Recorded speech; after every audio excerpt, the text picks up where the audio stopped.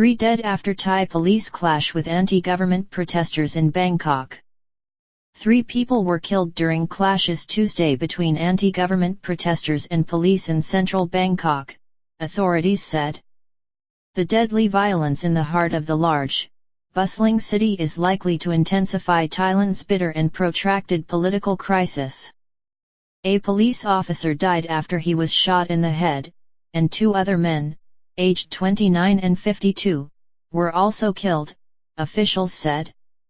58 people, both police officers and protesters, were wounded in the clashes Tuesday, according to the Erawan Emergency Center, a medical unit monitoring the unrest in Thailand. It wasn't immediately clear if the 2 dead civilians were protesters.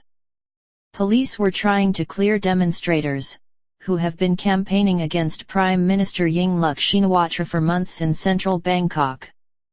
After police fired tear gas in an attempt to disperse crowds of demonstrators, people among the protesters began firing guns at police. With the 2 sides about 200 meters apart, police responded by firing rubber bullets and live ammunition. During the firefight, which lasted about 20 minutes, a grenade exploded near a group of police officers, knocking them to the ground. At least 4 of them were wounded, said Lieutenant General Paradon Pathanathabut, the national security chief. Thousands of protesters. About 6,000 demonstrators were estimated to be on the streets of the city Tuesday, Paradon said, and thousands of security personnel have been mobilized. Protesters opposed to Yingluck have been camped out since November at official buildings around the city, including Government House, the office of the Prime Minister and appointed cabinet ministers. Leaders of the protests say they want Yingluck's government replaced by an unelected People Council, which would oversee electoral and political changes.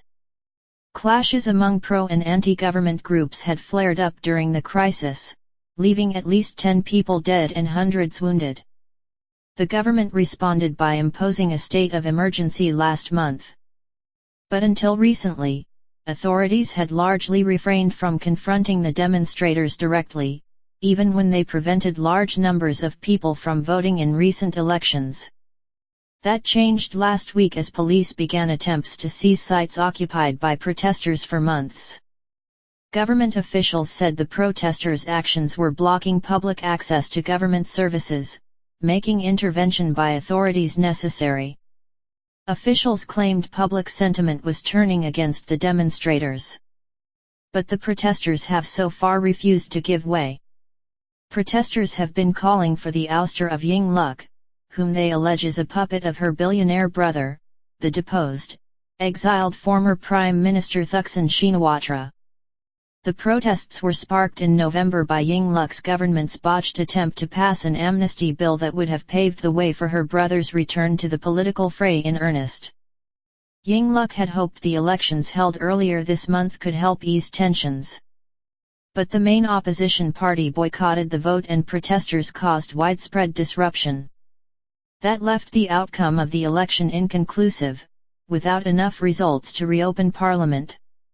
It remains unclear when election officials will be able to complete the voting in disrupted areas. The civil unrest of recent months is the worst to hit Thailand since a crackdown on pro-Thaksin protesters in 2010 left scores of people dead.